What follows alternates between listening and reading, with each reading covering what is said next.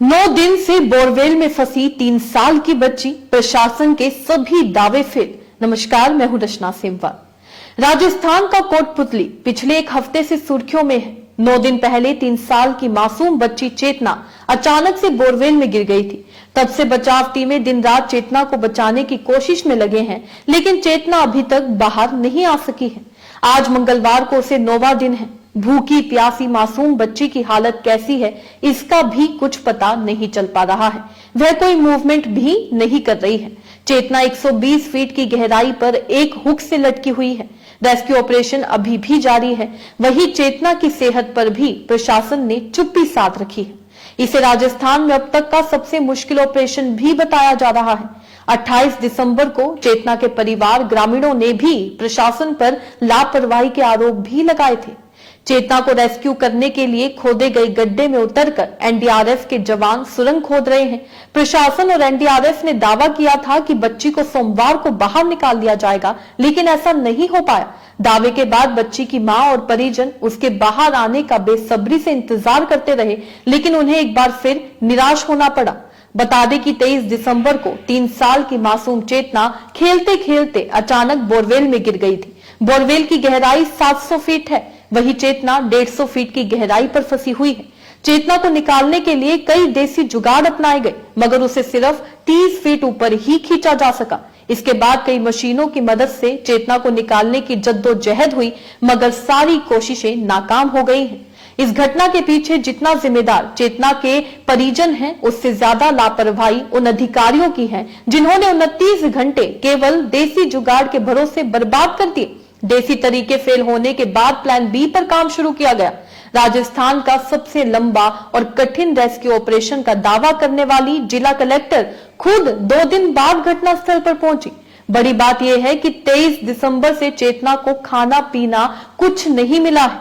24 दिसंबर की शाम से वह कोई मूवमेंट भी नहीं कर रही है। उसकी हालत को लेकर अधिकारी भी कुछ नहीं बोल रहे हैं। ऐसे परिजनों की चिंता और भी बढ़ती जा रही है।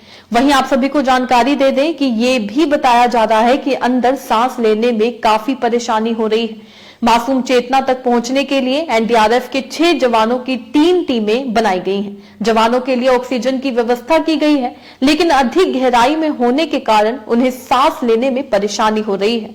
तो आप सोच सकते हैं उस 3 साल की बच्ची को कितनी परेशानी हो रही होगी।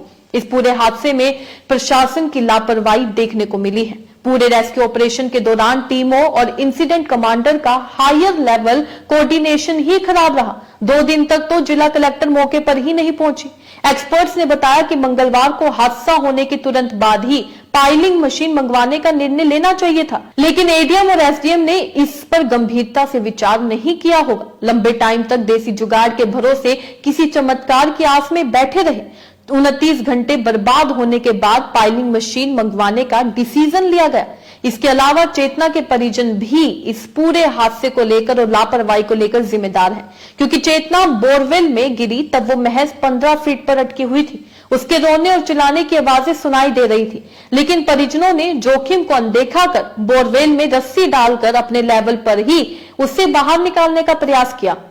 हाथ ऊपर करने से बोरेवल की दीवारों और चेतना के बीच गैप बन गया। इससे वो फिसलकर करीब 80 फीट गहराई तक और नीचे चली गई। और फिर जितनी देर तक अधिकारी पहुंचे, रेस्क्यू ऑपरेशन के लिए रेस्क्यू टीम पहुंची, उतनी देर में वो 150 फीट गहराई के नीचे गिर गई थी। और हालांकि पिछले 9 दिनों से लगातार रेस्क्यू ऑपरेशन जारी है, लेकिन चेतना को बाहर नहीं निकाला जा सका है। ये कहा जा रहा था, प्रशासन के द्वारा दावा किया गया था कि सोमवार तक चेतना को बाहर निकाल दिया जाएगा, लेकिन आज मंगलवार हो गया है, 9 दिन शुरू हो गए हैं, लेकिन अभी तक चेतना को बाहर नहीं निकाला गया है। और वही जानकारी ये भी मिल रही है कि गलत सुरंग भी खोदी गई है, यानी कि जितने पिछले कुछ दिनों से वो एक सुरंग खोद रहे थे, वो भी गलत खोदी गई है। हालांकि अधिकारियों ने इस बारे में अभी कोई पुष्टि नहीं की है। वहीं सवाल अब प्रशासन पर उठ रहा है कि आखिर इतनी देर क्यों की जा रही है।